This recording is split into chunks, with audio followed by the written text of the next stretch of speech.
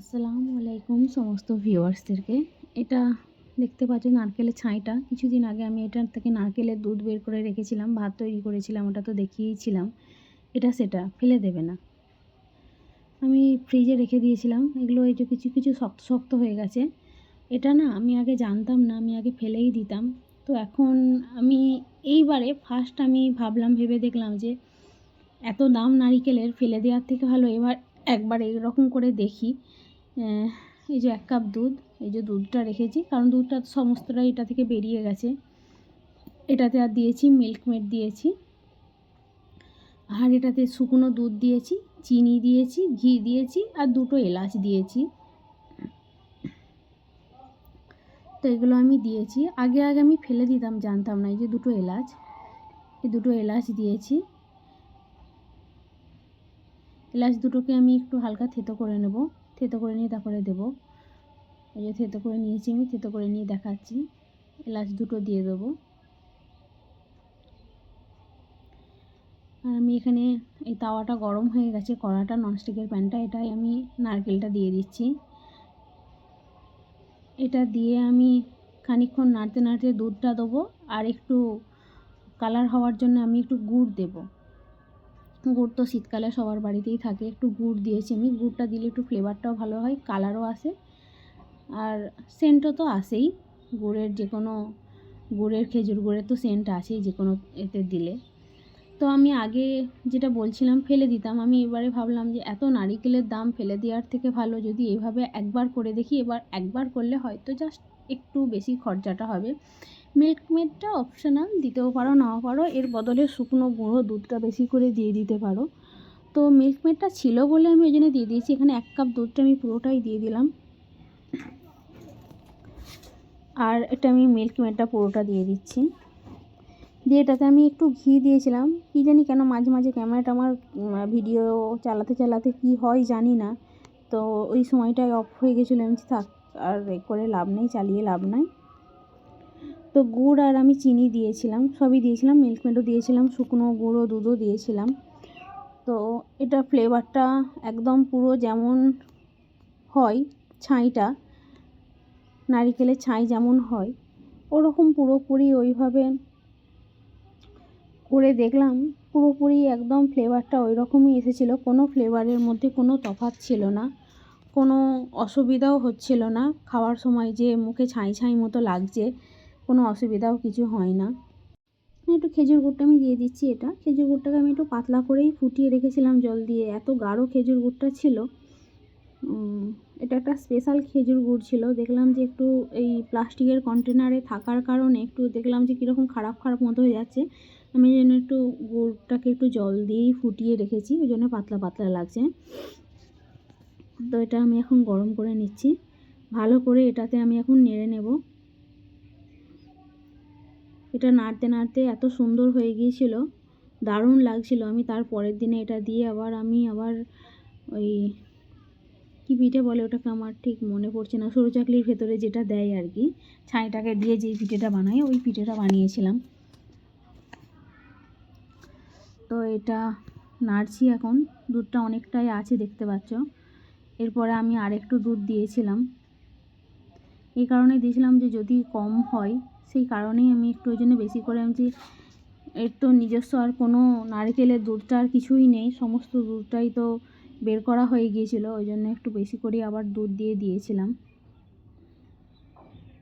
তো দেখতেই পাচ্ছ এটা নিয়ে নিচ্ছি ভালো করে। এটা নাড়তে নাড়তে পুরোটাই একদম দুধটা পুরোটাই টেনে নেবে।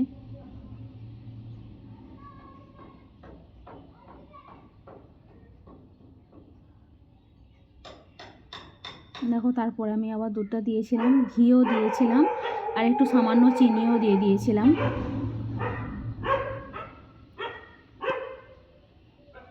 এটা নেড়ে নিচ্ছি আমি, অনবরত চালিয়ে নিচ্ছি যাতে তলাটাই ধরে না যায়, কারণ বেশিরভাগ সময় দেখেছি ছাই তলার দিক থেকে পুড়ে যায়, ছাই করতে গেলে তলার দিক থেকে পুড়ে যায়, ওই জন্য আমি এটাকে অনবরতই নাড়তেছিলাম।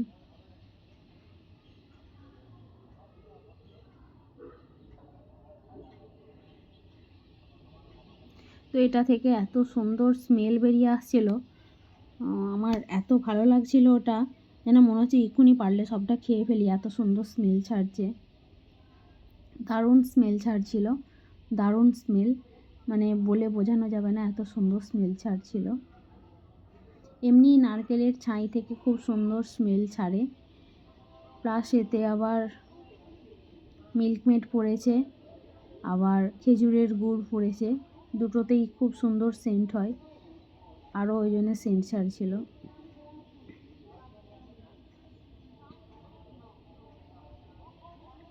আমি তলাটা বসে না যাই সেই জন্য বারবার নাড়তেই ছিলাম আমি।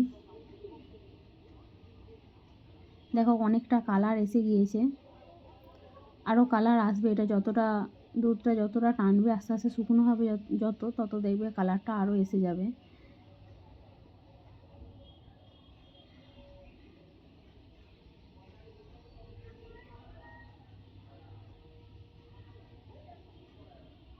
দেখো দুধটা কতটা টেনে গেছে।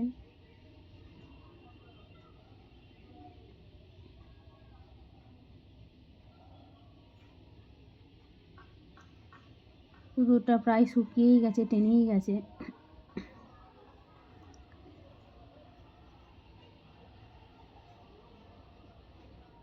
প্রায় কমের দিকেই দুধটা প্রায় শুকনোই হয়ে গেছে। তো এইভাবে নারিকেলের ছাইকে দুধ বের করে নিয়ে ফেলে দিও না। অনেকেই নারিকেলের দুধের ভাত করে, তো ওটাকে ফেলে দেওয়ার কোনো দরকার নেই।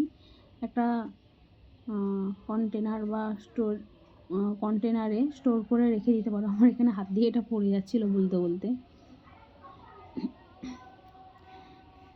সেই ইধার চালা মে উধার চালা সিনেমাটার গানটার মতো হয়ে গেছে, জানে কাহা মে কিধার চালা, ফিসাল গায়া করে ফিসাল হাত থেকে স্লিপ করে গিয়েছিল।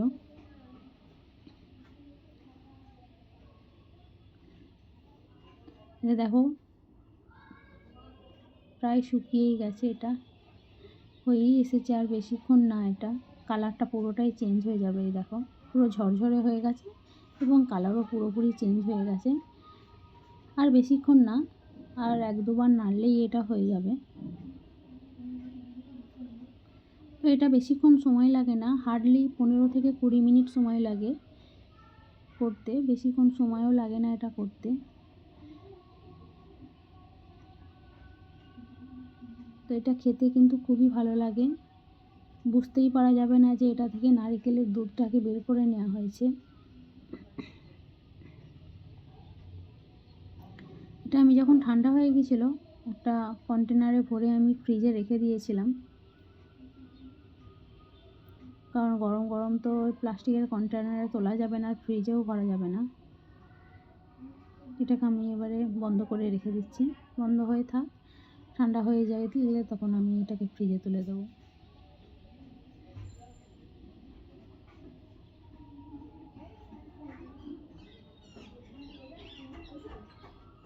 দেখতেই পাচ্ছ এটাকে আমি নেড়ে রেখে দিচ্ছি। তো খানিকক্ষণ এটা এখন থাক, দিয়ে খানিকক্ষণ পরে এটা ঠান্ডা হয়ে গিয়েছিলো, এটা আমি ভরে রেখে দেবো। দেখতেই পাচ্ছ ঠান্ডা হয়ে গেছে, আমি হাত দিচ্ছি, এর ভেতর ভরে আমি রেখে দেবো ফ্রিজেতে।